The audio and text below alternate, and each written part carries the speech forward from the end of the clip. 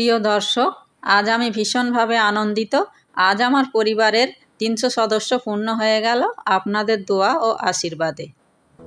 আপনাদের সাপোর্ট ও ভালোবাসা পেলে আমি আগামী দিনে আমার গন্তব্যস্থানে খুব তাড়াতাড়ি পৌঁছতে পারবো। আপনাদের অসংখ্য ধন্যবাদ আমাকে সাপোর্ট করার জন্য। আমার এই ঘরোয়া সহজ সরল ভাষা আপনাদের বুঝতে কোনো অসুবিধা হয় কি না জানি না। যদি বুঝতে কোনো অসুবিধা হয় কমেন্ট বক্সে অবশ্যই জানাবেন, আমি ভুল শুধরে নেব। কারণ আপনাদের সাপোর্ট ছাড়া আমার পথ চলা খুবই কঠিন হয়ে পড়বে। আমি চাইব আমার এই ছোট্ট প্রতিবেদনটি প্রতিফলিত হোক আপনাদের দ্বারা। আপনাদের ভালোবাসা আমার সাথে থাকুক প্রতিনিয়ত। তো চলুন বন্ধুরা, যে টাইটেল দেখে আপনারা ভিডিওতে ক্লিক করেছেন সেটা সম্পূর্ণভাবে দেখে নেওয়া যাক।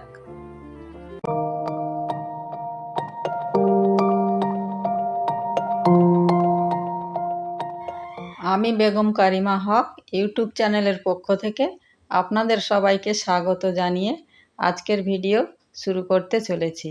আজকের ভিডিও খুবই গুরুত্বপূর্ণ এবং খুবই মনোরম। আমার অ্যাডেনিয়ামের পাশাপাশি আর কি গাছ, ফলের গাছ বা ফুলের গাছ আছে সেগুলোর সঙ্গে আমি আপনাদের পরিচয় করিয়ে দেব। তো ভিডিওটি মন দিয়ে দেখবেন। তো চলুন বন্ধুরা, দেখে নেওয়া যাক। এটা আমার ছাদ বাগানের খুবই একটা মিষ্টি তরমুজ। নিজের হাতে গাছ লাগিয়ে তরমুজ কেটে খেতে কার না ভালো লাগে। প্রিয় দর্শক, আজ আমি আপনাদের দেখাবো আমার বাগানের অ্যাডেনিয়ামের পাশাপাশি বেশ কিছু ফুল এবং ফলের গাছকে। তাদের সঙ্গে আমি আপনাদের পরিচয় করিয়ে দেব। তো এখানে দেখতে পাচ্ছেন আমার বেশ কিছু অ্যাডেনিয়ামের কালেকশান রয়েছে। এগুলো আমি সংগ্রহ করে এনেছি কারণ আমি অনেক চারা তৈরি করেছি, স্টক তৈরি করেছি যেগুলো গ্রাফটিং করব। তার জন্য আমি আমার নিকটবর্তী নার্সারি থেকে এই চারাগুলো সংগ্রহ করে এনেছি। বেশ কিছু ভ্যারাইটি। সব থেকে আমার ভালো লেগেছে এই ব্ল্যাক কালারের অ্যাডেনিয়ামটি। এটা খুবই রেয়ার, আমি অনেক খুঁজে খুঁজে এটা পেয়েছি। তো এটা পেয়ে আমি খুবই আনন্দিত এবং আশা করি আগামীতে অনেকগুলো চারা তৈরি করতে পারবো এর থেকে আমি কাটিং করে। তো বন্ধুরা, এখানে দেখতে পাচ্ছেন আমার বেশ কিছু অ্যাডেনিয়ামের সিডলিংগুলোকে আবার আমি এই রকম পটে দেব। এরম পটে একটু বড় হয়ে গেলে তারপর আমি আবার কালো গ্রো ব্যাগে এগুলোকে তুলে দেব। দিয়ে এইরকম বড় করে নিয়ে তারপর এতে গ্রাফটিং করে নেব। তো আমার বেশ কিছু গ্রাফটিং করার জন্য এগুলো রেডি হয়ে গেছে। আর এটা হচ্ছে আমার রঙ্গন ফুলের গাছ। খুবই ভালো একটা ভ্যারাইটি। এটা অল টাইম ফুল হয়। তো এর কাটিং থেকে খুব সহজেই নতুন চারা তৈরি করা যায়। তো কীভাবে তৈরি করবেন সেটা আমি পরবর্তী ভিডিওতে আপনাদের দেখিয়ে দেব। খুবই সুন্দর একটা ভ্যারাইটি। আর এখানে এটা মস রোজ দেখতে পাচ্ছেন। কিছুদিন আগে আমি কাটিং বসিয়েছিলাম আর কত সুন্দর গ্রোথ হয়ে গেছে গাছের। যারা নতুন বাগানি আছেন তাদের জন্য এটা একটি আদর্শ গাছ। খুব সহজেই গ্রো করা যায়, এর তেমন কোনো পরিচর্যা লাগে না। অল্প পরিচর্যাতেই খুব সুন্দরভাবে গ্রো হয়। তো এই গাছ আপনারা অবশ্যই করতে পারেন। আর এখানে আমার বেশ কিছু রজনীগন্ধার গাছ স্টিক বার হতে শুরু করেছে এবং একটা স্টিক আগেই বার হয়ে বেশ ফুল ফোটা শেষের দিকে। তো এই ফুলটা আপনারা অবশ্যই আপনাদের ছাদে রাখতে পারেন। খুব সুন্দর গন্ধ। সন্ধ্যাবেলায় যখন আমরা ছাদে উঠি তখন এর সুন্দর একটা গন্ধে মন ভরে যায়। তো অবশ্যই আপনারা আপনাদের ছাদ বাগানে রজনীগন্ধা লাগাতেই পারেন। বেশ কিছু স্টিক আমার বার হচ্ছে। তো খুব সুন্দর একটি ফুল রজনীগন্ধা, ছাদে থাকলে অবশ্যই ভালো লাগবে।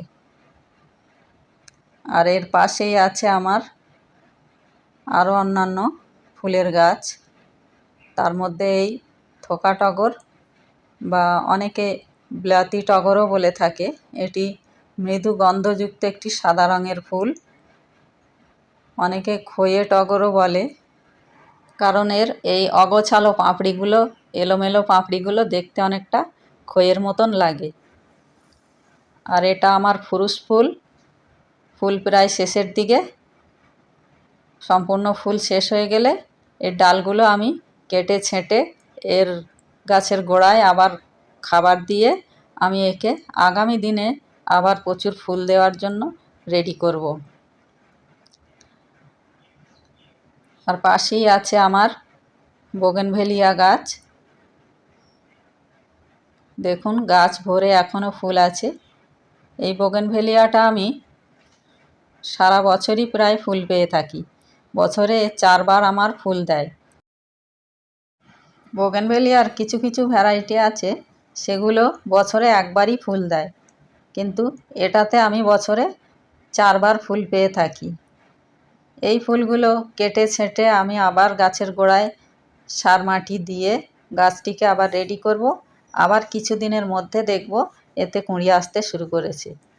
ওই জন্য এই গাছটি আমার কাছে খুবই প্রিয়, সারা বছরই এই গাছে আমি ফুল পেয়ে থাকি। শীত হোক, বর্ষা হোক আর গ্রীষ্ম হোক, সর্বসময় এই গাছে আমার ফুল থাকে। তাই এই গাছটি আমার কাছে খুব লাকি একটা ভ্যারাইটি, এটা আমি কোনো মতেই হাতছাড়া করতে চাই না। সেই জন্য আমি ফুল শেষ হয়ে যাবার পর এই গাছে বিশেষ যত্ন নেব, যাতে আমি আগামীতে আবারও এর থেকেও যেন বেশি ফুল পেয়ে থাকি। তো তার জন্য আমি কি ব্যবস্থা নেব বা কি খাবার দেব গাছে, তার আপডেট নিশ্চয়ই আপনাদের সঙ্গে আমি শেয়ার করব। কারণ বোগেনভেলিয়া গাছে খাবারের ঘাটতি হলে ফুলও কম হবে। খাবার পর্যাপ্ত পরিমাণে পেলে এরা মন খুলে ফুলও দেবে। তো এবার আমি দেখে নেব আমার বাগানের বেশ কিছু ফলের গাছ। এটা আমার দার্জিলিং কমলার গাছ, আর ওর পাশেই এটা আমার নাগপুর কমলার গাছ। প্রথমবার ফল এসছে, এখনও টেস্ট করা হয়নি কেমন স্বাদ, কেমন গন্ধ। পাকলে নিশ্চয়ই আপনাদের সঙ্গে আপডেট দেব। তো এই গাছগুলো ফল ধরানোর জন্য আমি কি ব্যবহার করেছি বা কি ব্যবস্থাপনা নিয়েছিলাম তার ভিডিও আমার চ্যানেলে দেওয়া আছে, অবশ্যই দেখে নেবেন। এগুলো আমার ইন্ডিয়ান মৌসাম্বি, প্রত্যেক গাছে প্রায় 5-6টা করে ফল ধরাতে পেরেছি প্রথমবার। তো এই গাছে কীভাবে আমি এই গুটিগুলো সেট করাতে সক্ষম হয়েছি তার ভিডিও আমার চ্যানেলে দেওয়া আছে, অবশ্যই দেখে নেবেন। এটা আমার ভ্যারিগেটেড মালটা, দেখুন কি সুন্দর ফলটা দেখতে লাগছে। প্রথম হয়েছে, তাই জানি না খেতে কেমন। আর এই রকম আমরা দেখলে সবারই পছন্দ হবে এই গাছটি। এটা হলো অল টাইম মিষ্টি আমড়ার গাছ। অল টাইম এই কারণেই, সর্বদা এই গাছে ফল থাকে, কিছু না কিছু ফল থাকবেই সর্বসময় এবং সর্বক্ষণ। গাছে যেমন পাতা 12 মাস থাকে, এই গাছে তেমন ফল 12 মাস থাকে, বিভিন্ন সাইজের, ছোট বড় মাঝারি, ফুল গুটি সব রকম ফল আপনি একই গাছে একই টাইমে পেয়ে যাবেন। আর এটা আমার কাটিমন আমের গাছ, মুকুল এসছে প্রথমবার। এটা একটু লেটই ভ্যারাইটি, সব আম যখন পেকে শেষের দিকে তখন এই গাছে মুকুল আসে, ওই জন্য এর বিশেষত্বও অনেক বেশি। এটা আমার ব্যানানা ম্যাঙ্গো, ছোট্ট একটা গাছে বড় বড় দুটো ফল। তো কিভাবে আমি এই ফলগুলোর কোয়ালিটিপূর্ণ করতে পেরেছি, কিভাবে থিনিং করে আমি এই ফল দুটোকে এত বড় সাইজ করেছি, সেই থিনিং করার ভিডিও আমার চ্যানেলে আছে, অবশ্যই দেখে নেবেন যদি প্রয়োজন মনে করেন। তার কিছুদিনের মধ্যে হয়তো আমগুলো পেকে যাবে। আর এটা আমার ল্যাংচা সবেদার গাছ। প্রথমে বেশ 2-4টে ফল পেয়েছিলাম, খুবই মিষ্টি এবং সাইজও ভালো। এখন আবার নতুন করে ফল এবং ফুল দুটোই গাছে রয়েছে। আর এই গাছের পাশেই আছে আমার কলকাতা পাতিলেবুর গাছ। এই পাতিলেবুটা খুবই সুন্দর ফ্লেভার এবং রসও খুব ভালো, তাই আমার কাছে এটা খুব প্রিয় এই লেবুটা।